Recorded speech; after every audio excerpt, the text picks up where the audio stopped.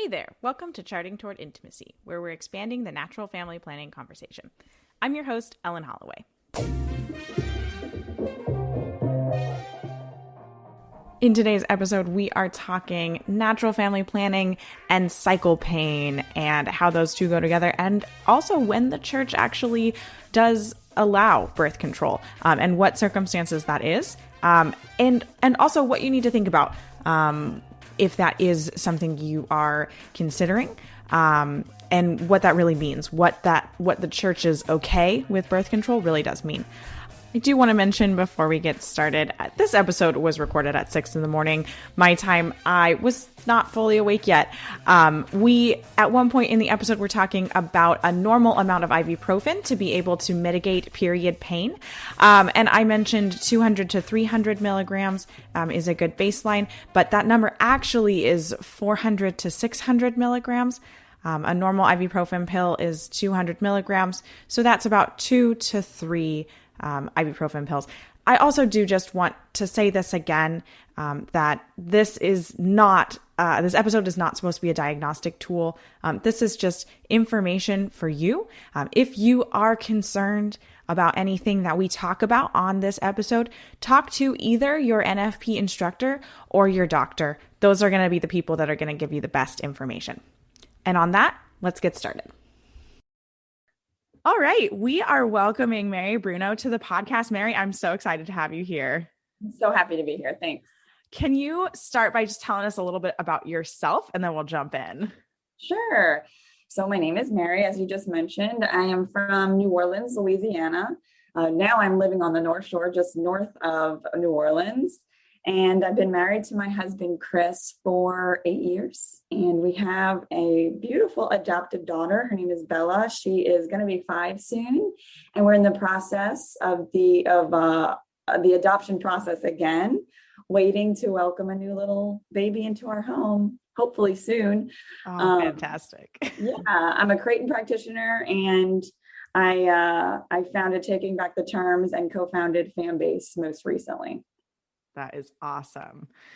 Awesome. So today we are talking about, we're talking a little bit about healthy cycles. We're also going to talk a little bit about birth control and really the fact that when the church is asking us to use natural family planning in order to plan our family, the church is not also just blanketing a statement of, well, you just need to accept it if you have lots of pain or if you have different cycle issues. That's not what the church is saying when she's asking us to use a natural method of family planning. So we're going to discuss that in a couple of different ways.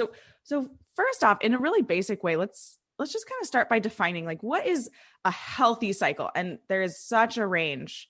We're just going to kind of scratch the surface on this. This is not a diagnostic tool. Right. Please don't listen to this podcast and go, diagnose yourself. Wait a second.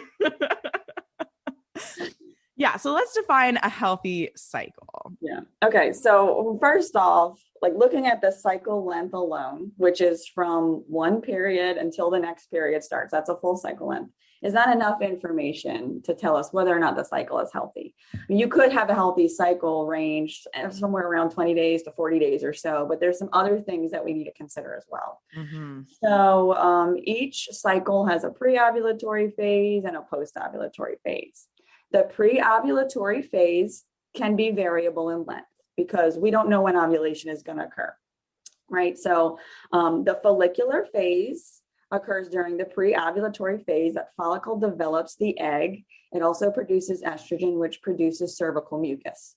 So cervical mucus is one factor of a healthy cycle. Typically women see 5 or 6 days of cervical mucus in a cycle, but that can vary from woman to woman and from cycle to cycle. But if there's dramatically less than that, that can indicate some risk factors. Also, the length of the luteal phase is something else that's important to look at. A normal range of length, or the post-ovulatory phase, is the luteal phase. Ranges from 9 to 17 days, but the individual woman should remain pretty consistent in the length of her her post-ovulatory phase. So if that's really short, then that's another sign that maybe something isn't very healthy. Also, pain, of course, is another indicator of something that is not right, as you just mentioned. It's really not normal to have anything more than moderate to severe pain with our cycles. We should not be having a lot of pain in between our cycles. It is normal during ovulation to feel some pain on one side, even have some cramping, but our pain should not be affecting our ability to function in our daily lives. And I think that's the best indicator. Like, for me, I know in my experience, I had a lot of pain with my period growing up and into my young adult years. And it was just kind of this unspoken rule that girls deal with it. And that's what we're working against here, is that is not normal. And if we continue to tell women that it's normal, then we won't get them diagnosed and we won't get them treated holistically, like actually addressing the underlying problem. Right. Well, and like, I remember just from personal experience, like in high school, one time I was in cross country and, so I'm running and it's like, either my period was about to start or it just started or something. And so I was just having a really pretty rough day, quite a bit of pain. And I had mentioned that to my coach of just like, I'm just really not like feeling it today. And I have a lot of pain. And I was literally told like, well, you need to manage that. You're on a cross country team. Like you can just turn it off, right? Yeah. You need to show up for practice and be prepared. And it doesn't matter what's going on. Like, I'm like, geez. Yeah, the lack of awareness and education in the culture is really not helping women at all. It's just silencing them and therefore silencing what might be happening underneath the surface. And it's really sad. Right. Well, and I have been really blessed to deal with pretty typical pain. Mine has been completely manageable with ibuprofen, which I've also heard that it's like, if you can manage your pain with a regular amount of ibuprofen, that would be, 200 to 300 milligrams, 4 to 6 hours, every 4 to 6 hours. Sorry. Then that is like typical pain. Right. But if your pain is not manageable with ibuprofen, then that is an indicator of there's something else that we need to address and look into. Absolutely. And that's a good indicator for sure. I've been told, so it's hard to look. So one of the most common causes of painful periods is a disease called endometriosis, which a lot of people have heard of. It affects 1 in 10 women. Now, many times it causes pain, but not all the time. So we can't rule it out if there's no pain, but frequently we can say, okay, if the pain is enough, it's worth getting it checked out, basically.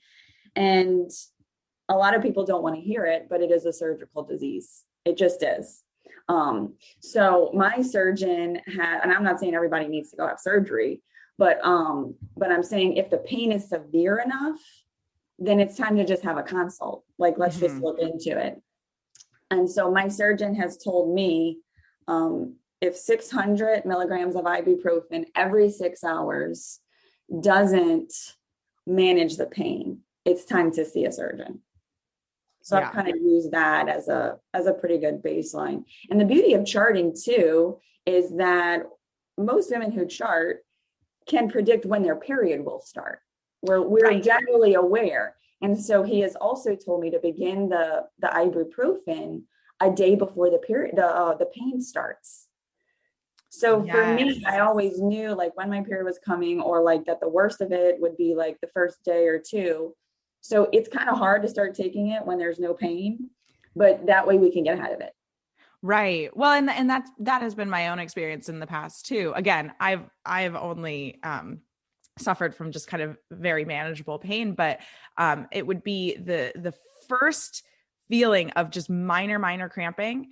If I took the ibuprofen, if I took 400 milligrams of ibuprofen, I was good to go. And then I would just kind of stick on it for about a day, maybe 2 days, every 6 hours or so.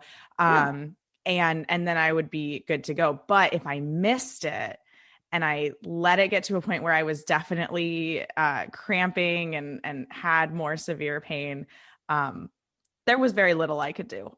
Isn't that crazy? Yeah. Like if you don't get it ahead of time, you really do notice how much worse it gets. So Yeah. I get that, those anti-inflammatories in on time. It's very interesting. But yeah, it naturally, if you really think about it, there's a lot of inflammation going on in that area of the body. And so that's what ibuprofen is doing, is it is kind of mitigating that inflammation. And that inflammation is what's really causing that cramping, among other things, but generally. So on this podcast, we've talked about how NFP is sometimes a cross. We've talked about how marriage is a cross. And as Catholics, we are called to take up our crosses. However, there are parts of NFP and the female fertility cycle that are not crosses we should have to take up. So we've talked a little bit about pain. So let's kind of discuss that a little bit more. First off, like why is this prevalent that we should just take up this cross of Right. unresolved pain or some other issue with our cycle? I think that's a really good point, because when the church is endorsing NFP, they're talking about only reasons to avoid pregnancy, right? That's what they're talking. They're not talking about those other health reasons. So remember, like birth control, for example, is prescribed for multiple different reasons. It's prescribed for avoiding pregnancy, but also if there are any cycle I'm sorry, I can't speak. Irregularities. It is a tough word. Or pain or acne. I mean, it's across the board.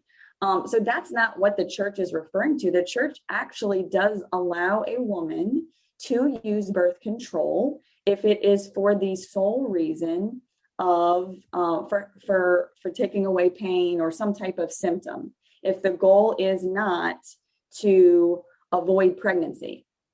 Now, we have to pay attention to a couple of other details, though, in this scenario. If sex is something that is being had, then that brings up another variable, because birth control is an abortifacient. So the woman or the couple does need to take that into consideration. So, and I'm going to explain the mechanism of action a little bit of birth control and how that works, why that is the fact. So birth control works in a few different ways. One of the things it does is it thickens up or changes the quality of the cervical mucus to make it very difficult for sperm to penetrate the vagina in and of itself. But that's not 100%. Sometimes sperm still get through, right? The other mechanism of action is that it suppresses ovulation. It introduces synthetic hormones, which means our body stops producing our normal hormones that are actually very healthy for us, but they also trigger ovulation. So it suppresses ovulation. Now, again, though, that is not 100% of the time. So what I want to read you to give you a better idea of how frequently breakthrough ovulation can occur on the pill. There's one of my textbooks called Reproductive Anatomy and Physiology. This is written by Dr. Thomas Hilders. I'm just going to read this little section to it because I think it's fascinating. The mechanism whereby the inhibition of implantation occurs by suppression of normal endometrial development is an abortifacient action of the oral contraception.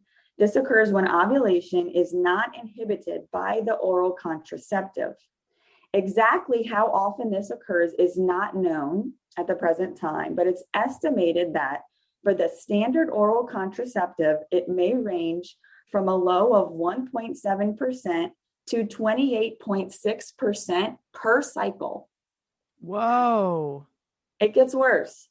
For the progestin-only contraceptives, so some people take the progestin only to decrease the amount of synthetic hormones being introduced into the woman's system, but that also means the ability of it to suppress ovulation is increased. So breakthrough ovulation with the progestin only may range from 33 to 65%. Whoa. Cycle.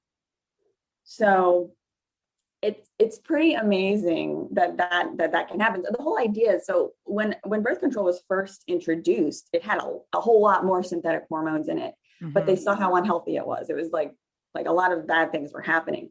So over the years, they have decreased the amount of synthetic hormones in it, but that means that the backup mechanism, if ovulation is not, the reason this is abortifacient, I didn't finish that statement, is that when breakthrough ovulation occurs, pregnancy can occur. So the backup mechanism of birth control is that it thins up the lining of the uterus that is typically healthy and rich to support that new embryo. Well, it takes that away. So if the baby is conceived, it has a very hard time implanting on the lining of the uterus. And that's a backup mechanism because they're aware that breakthrough ovulation can occur. Sperm can sometimes get through anyway. So, wow. Yeah. And then the IUD is another thing to consider. The mechanism of action of the IUD has become somewhat confusing. I'm reading from the book again because the emphasis has been placed upon its contraceptive effects. However, it continues to have an abortive action. A recent review suggests that the prevention of implantation still is the main mechanism of action. Wow. So it doesn't really matter what kind of hormonal birth control is being used. It is possible for breakthrough ovulation to occur, which means that baby's life can be ended. Yes. So again, we just have to consider that and be informed if we're using birth control and also having sex. Now, we do have another option, which also, even if a woman, if it's still important, if she believes she needs to be on birth control, a woman can actually chart while she's on birth control. If she's taking the birth control to reduce severe symptoms, if she's charting with Creighton, for example, that's the only experience I have with Creighton charting, so I want to only speak to that. Right. But a woman will be able to identify signs of ovulation, even if she's on the pill, if she's charting, and a couple can avoid sex during times of fertility. So I think that's really interesting. I actually have one client now. A friend of mine who is also a practitioner has had a couple of clients using birth control and also charting at the same time. I have just started a client actually on the IUD. She is removing her IUD in a couple of months. But the first cycle charted, she has already identified a time of fertility. It was amazing for me to actually see it in real time, that she had several days of peak type mucus. We were able to identify a peak day. Wow. It was on IUD. Yeah. That is crazy. Now, from my experience, I'm a symptothermal instructor. This would probably only be possible on a mucus only method. Yeah. Okay. Now that the symptothermal method does have mucus only options for specific times, like for example, like postpartum time until the return of cycling is basically a mucus only method. So that would be possible, but because progesterone wouldn't be being produced and causing the temp shift. Exactly. Yeah. So, and that temperature rise is an important part of the rules and the calculations. So, if you're curious about that, look into a mucus only method first. That would probably be your best bet. Let's talk a little bit more about that. In the use of hormonal birth control, we've also talked on the podcast, and we probably will talk on the podcast again about just the dangers of birth control, the lies that the big pharma industry tells us about what birth control does and doesn't do. And I just want to stress that again, because I don't think we can stress it enough, that just because a doctor says this is what you have to do to mitigate some medical issue, whether that is pain or irregular cycling or acne or something else, there is often another option. There is often a healthier option too. And yes, we did want to acknowledge the fact that there are needs in some cases for birth control, and some women feel that that is the need that they have. But I also want to stress that it's important to look into other options. Yeah. And those can be hard to find. Absolutely.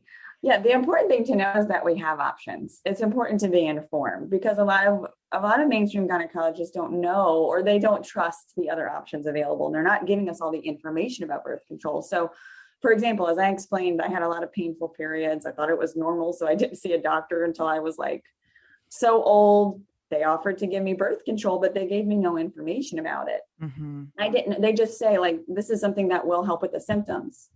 And that's true. Like, as we have just discussed, many times birth control does help with the symptoms, but what they don't include is that it's not treating the underlying cause of the symptom.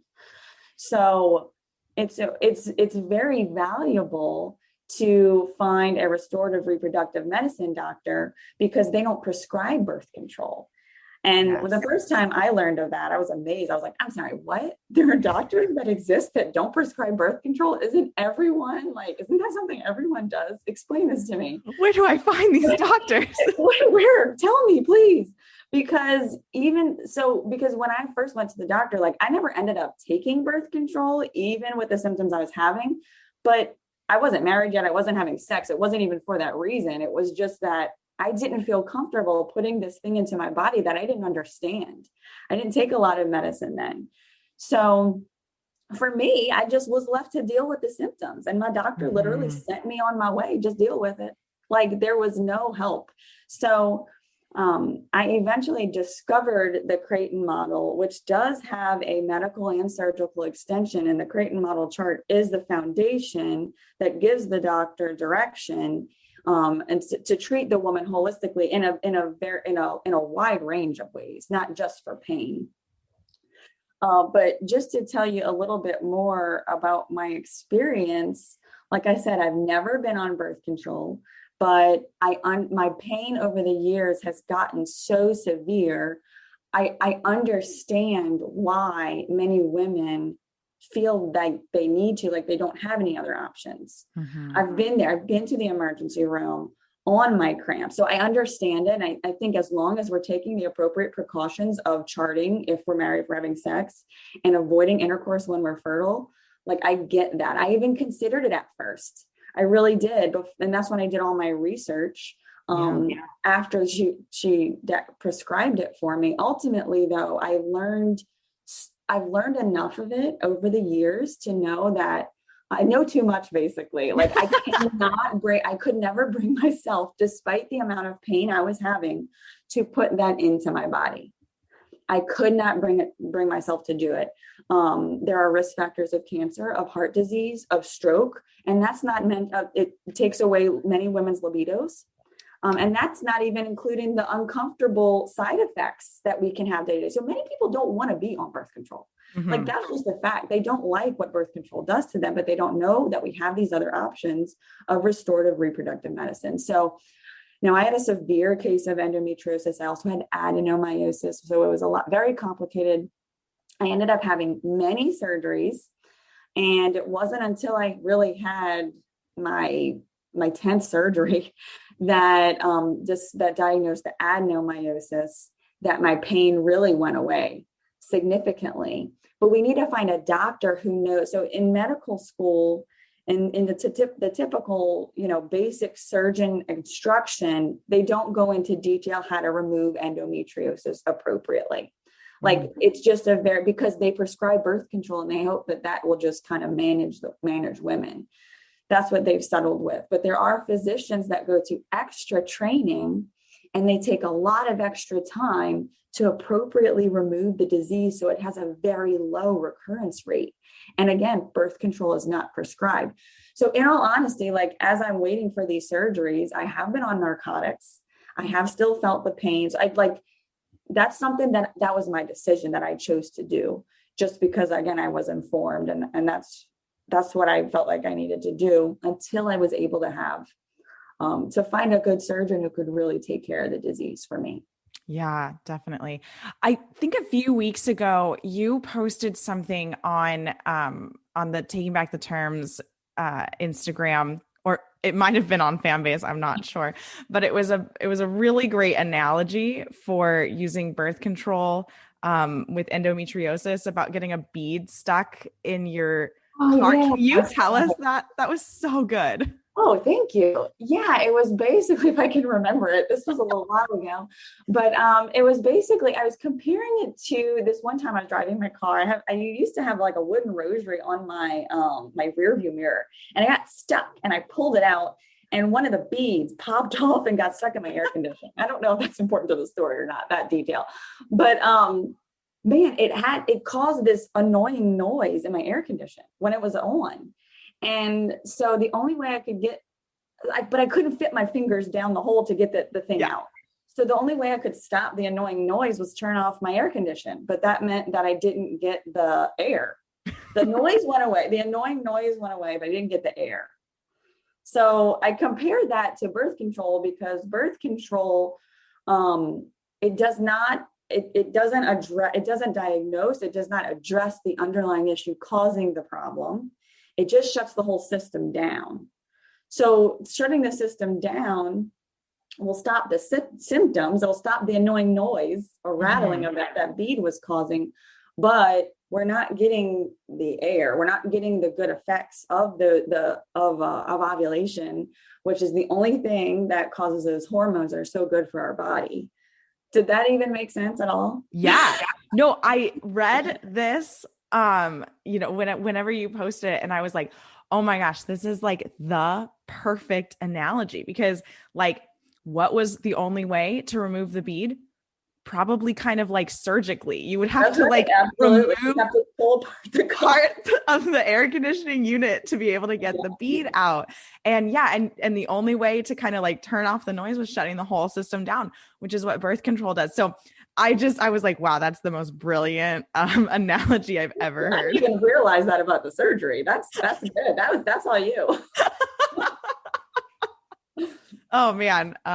Yeah, I've told so many people that. I was like, oh my gosh, I read this great analogy about it. That's awesome. I love it. Oh my gosh. Okay.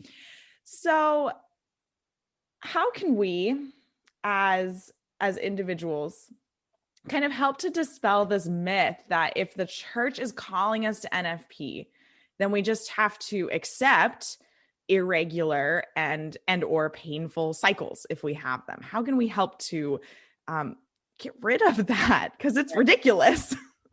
Yeah, I agree. I think it's awareness and conversations. NFP in and of itself is not something that is really discussed well enough in church and within Catholic communities. Like we kind of have placed these labels or these stereotypes over it. So if we don't improve these conversations, if we don't educate, other women on what NFP is for and the values of it, like, I don't know how else we get rid of that stereotype. Yeah. But it's just an understanding that, again, the church endorses the most life-giving options. And that's what NFP is. When we're talking about spacing children, NFP, or fertility awareness, as I prefer to refer it to, is the most life-giving option. It's not speaking about the medical side of things. So that's what it's talking about, spacing out children. But the beauty of it is that so for example, Dr. Hilders, in his pursuit of finding a better, more ethical and moral way of spacing out children, by creating one of his natural family planning method, it was in that research to adhere to what Pope Paul VI was commanding in Humanae Vitae. It was through that research he discovered all these medical benefits. So it's just, again, when we pursue the most life-giving options, God blesses that. Like, he gives us back so much more than he has taken away. The church is the most reasonable institution on the planet. A lot of people don't understand that, and I get it. But again, that goes to what you're saying. A lot of people don't get that because they don't understand the church fully. They don't understand what NFP is. So I think it's just helpful. Let's be informed. Let's really take an interest and find out why the church teaches what she teaches. Let's go to the catechism. Let's talk to a priest that we trust, that really knows his faith, so that we can get these get these misconceptions cleared up. We don't have to be angry at the church. Let's just understand why she says what she says, because Christ loves us. And that's why he's instituted the church, because he loves us so much. So. Oh, that's such a good point, Mary, because I feel like it comes up all the time. It's like, well, I stopped being Catholic because I don't agree with this. And it's like, well, do you know why we teach that, why the church teaches that? Do you know what the background is of that? And once you dive into it, I mean, every single teaching that I've struggled with the Catholic Church, and I've struggled with plenty, and I'm sure I will struggle with more in the future. Every single one has been cleared up. Maybe not on the timeline I wanted it to be. Absolutely. But with either talking to a trusted priest, or, reading something in the Bible, or hearing something on a podcast that like finally made it stick, Yeah. So just, being open, being aware, and when you come across, I mean, this is like not even contraception, NFP related, like when you come across something you don't agree with in the Catholic Church, like bring it to prayer, tell God, like, I'm not so sure about this. And he will provide the right people or the right resources in your life to explain that for you. Right. You just have to search. We have to be seeking it. And that's what we should all be doing, seeking truth. But I love to say the church does not impose, she proposes. She doesn't force anybody to make these decisions. She's only proposing the most life-giving options. Right. No one's forced to do anything. We make our own decisions, but it's helpful, again, like you're saying, to look into, all right, well, maybe I should try to understand why.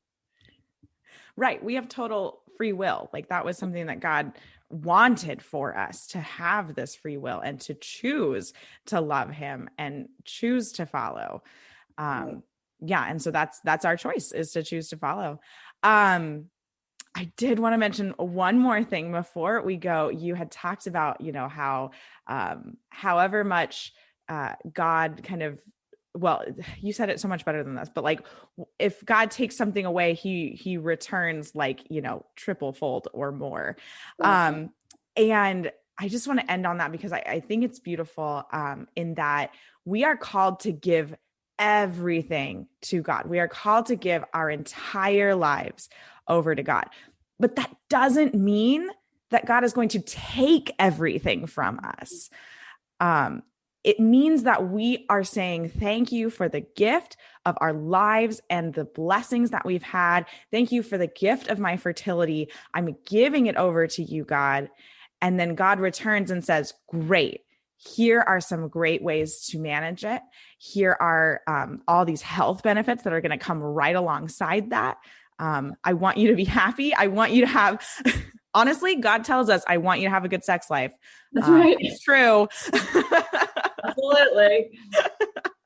That's right. So it all returns to us more than what we give. That's right. Well, he can't be outdone in generosity. Nope. It's just another way of saying it. So like you mentioned before, he gives us these crosses. We all have crosses. For me, my biggest has been pain and infertility. But I think what you're speaking to is that like God asks us to pick up and carry our cross. And yes, we can look at that and saying, oh, that's only taking something away from me. But it never, as long as we like step into that and really give that to Christ and invite him into it, it will never take away more than it gives. And that's what I've experienced in my own life. Infertility and pain has given me way more than it has taken away. It's all about our perspective. Absolutely. Oh my gosh. Great spot to end. Mary, thank you so much for being here. Thank you for the insight that you brought, and the textbook that you brought to share those specific statistics. That was really helpful for me. And yeah, thank you so much. Was there anything else you wanted to add before we close out? No, I just want to thank you for the gift of this podcast and all the ways that you're helping to keep us informed when it comes to NFP and charting. So thank you for having me. Awesome. Thanks so much for listening. If you found this episode helpful, or if you have a friend who think would really benefit from this episode, please make sure to share it with them. And if you are not already following us on Instagram, follow us at Charting Toward Intimacy.